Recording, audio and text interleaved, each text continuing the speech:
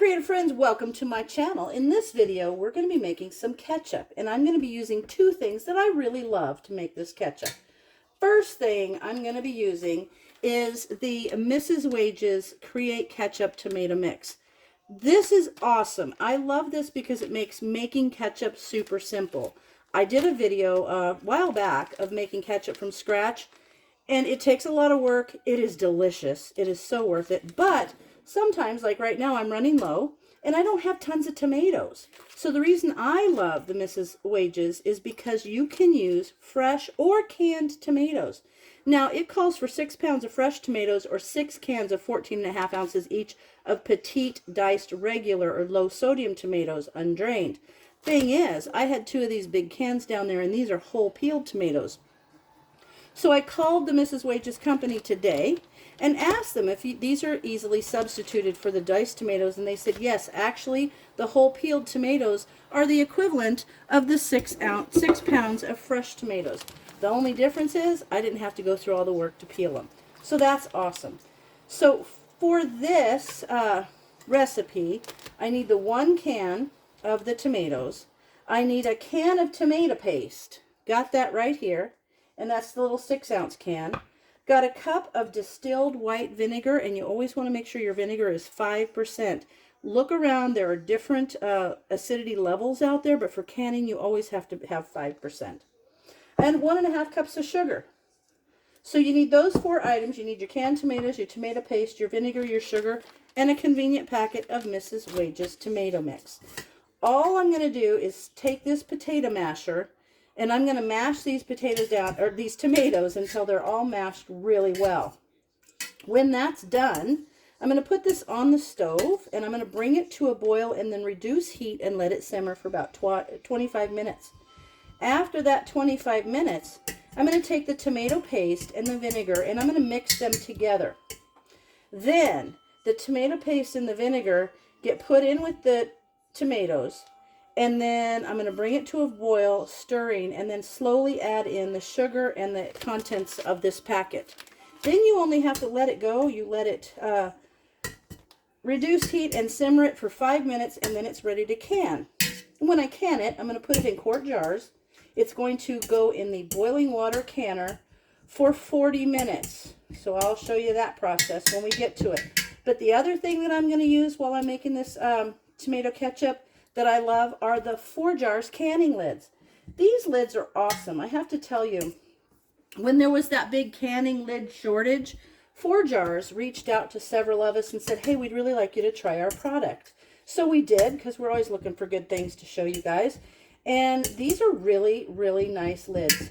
So I am going to use those in my video. If you're interested in them, they've given me a little code that's down in my description box that gives you a discount. So if you want to try Forjars lids, why not use the discount and, you know, save a little money. And it helps my channel too in a little way.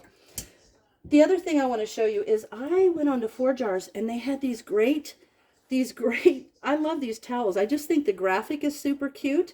So I ordered some of these that I can use for a giveaway. And if you watched my Saturday Happenings video, you'll remember that I mentioned these.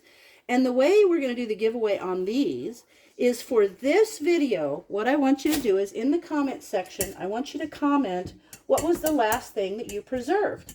Doesn't have to be canned, doesn't have to be dehydrated, it can be frozen, I don't care. Just tell me the last thing that you specifically put away to have later. So you can put that in the comments, and on Saturday the 30th, I will do a drawing on that and give away those 2 adorable towels.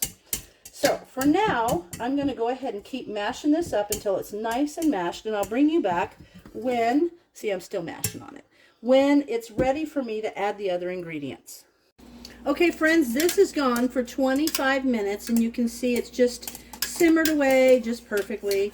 And now the instructions tell me to combine the tomato paste and the vinegar, which I have done. It's all combined here. And now we're going to add that to this mixture. And then once this is added, we're going to bring it to a boil. Let me double check my instructions after I get this measuring cup all emptied. There we go. Now, it says combine the paste and white vinegar, which I did, and add to the tomatoes, which I did. Now we're going to bring the mixture to a boil and then slowly add in the sugar and the contents of the Mrs. Wage's ketchup packet. And then when that happens, we're going to mix it and make sure it's all distributed evenly and it's all mixed really well. And then we're just going to have it sit here and simmer for 5 minutes, and then we're ready to go. So I'm going to get this up to a boil, and then we'll slowly add in the sugar and the contents of the packet. Now the thing I like about this too is not only it's super easy, and if you have tons of tomatoes, you can use them instead of the canned, but it's still just as easy as far as the processing and cooking and things go. And also, if you don't want to can it, you can put it in your pint jars and put it in the freezer. And you can freeze it. It says here you can pour into freeze-safe containers and let cool, and you guys know that ball jars are freeze-safe. So I would always leave a little extra headspace on that though, because it's going to expand. And you can put those in the freezer for up to a year. You would thaw the product when you want to use it, and it'll be good in the refrigerator for up to a week. So that's super cool. You can serve it right away if you want. Of course, you'll want to put it in the fridge and let it cool down. Who wants really hot ketchup on anything, unless maybe you're putting it on a meatloaf. But let's get it to boiling, and then we'll add in the sugar and the Mrs. Wage's, and we'll let it simmer 5 minutes. And then we're going to can it up. And I've got all my jars cleaned and ready in a boiling water canner, and because this is hot and they're going in to a jar, you don't want them to be cold, so you want those to be a nice hot jar.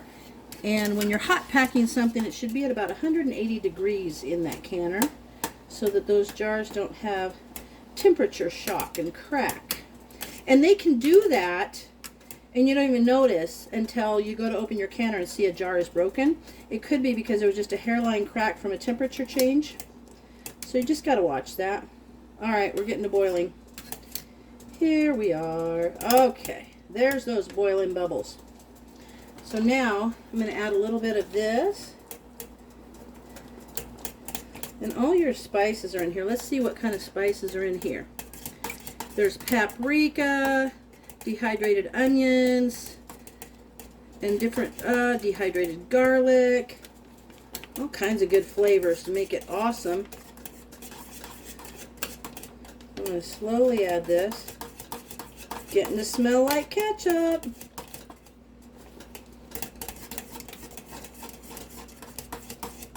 I'm still using my masher to do all this, which is fine.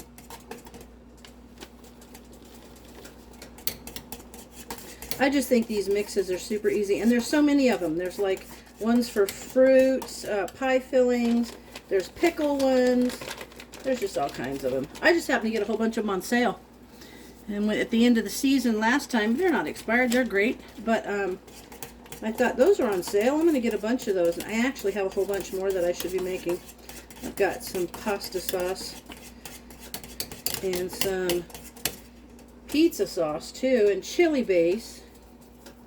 There we go.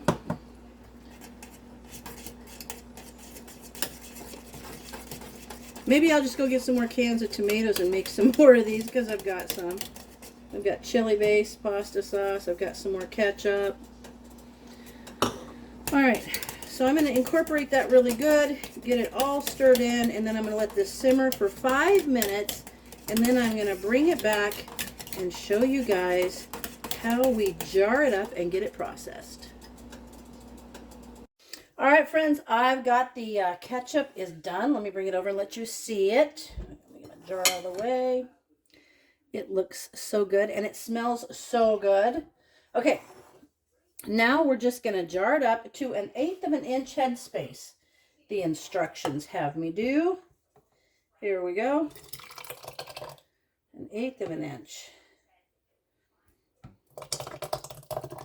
It's going to be right up there. And this has little chunky bits in it. So I'm going to debubble it. I'm going to do it with my awesome little tool. There we go. Now I'll give it a little debubble. There we are. And now wiping the rim. So important. Make sure you wipe the rim so that you don't get little bits of food around the rim of your jar. And if you do, it can keep your seal from happening. And we want those Forjars seals to set down there because they get a nice tight seal on them. Okay, let me get this. Got a little edge there. There we go.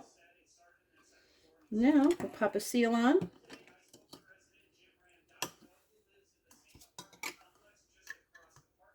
Put my ring on.